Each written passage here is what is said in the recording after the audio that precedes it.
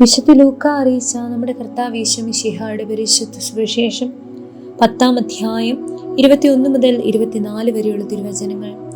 ആ സമയം തന്നെ പരിശുദ്ധാത്മാവിൽ ആനന്ദിച്ച് അവൻ പറഞ്ഞു, സ്വർഗത്തിന്റെയും ഭൂമിയുടെയും കർത്താവായ പിതാവേ, അവിടുത്തെ ഞാൻ സ്തുതിക്കുന്നു.